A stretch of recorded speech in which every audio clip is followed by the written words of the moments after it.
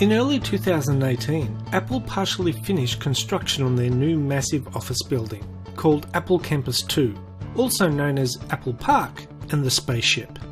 It was a project started by Apple founder Steve Jobs back in 2006.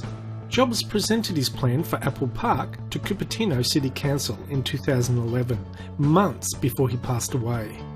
As Hewlett-Packard has been shrinking lately, they decided to sell that property and we bought it. And we've come up with a design that puts 12,000 people in one building. Cupertino approved it in October 2013 and construction started in late 2013. The land cost an estimated $160 million in 2011. The original planned budget for Apple Campus was about $3 billion. However, in 2013, the total cost was estimated to be closer to $5 billion. Now I know $5 billion for a building sounds like a fortune. Then again, Apple can afford it. A final spend of $5 billion is a huge outlay, but would still represent less than 2% of Apple's cash reserves, which was estimated at $285 billion in early 2018. And the company is currently valued at nearly $900 billion as of February 2018, and is on target to be valued at $1 trillion in 2019.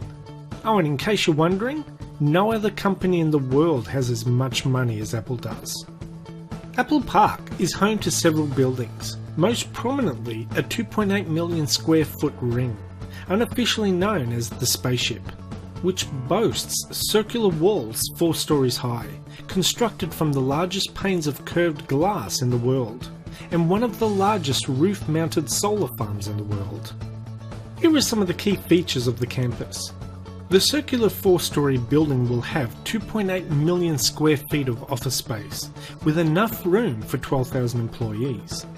The campus is one of the most energy efficient buildings in the world and is powered by 100% renewable energy from 17 megawatts of rooftop solar panels.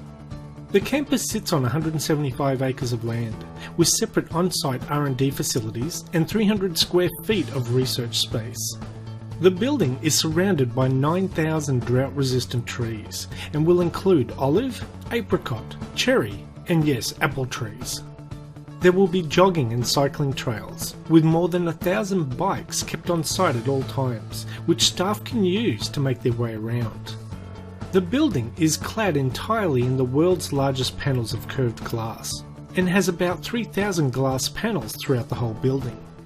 The Spaceship has 360 degrees curved glass fronted walls and central courtyard, overlooking a landscape park area on the inside ring. There is underground parking hidden from view, meaning 80% of the site can be covered in trees. The building stays eco-friendly with natural ventilation that works instead of air conditioning for 70% of the year, and has low energy LED lighting where natural light doesn't reach.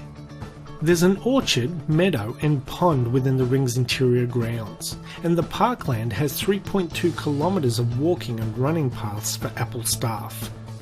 The building also features a 2-story yoga room, a 100,000 square foot fitness centre, an underground 1,000 seat auditorium, a 4,000 person cafe with 4-story glass doors, and Apple even created and patented a pizza box that lets air and moisture escape so crusts won't get soggy, for workers who want to take their cafe pizza back to their desks.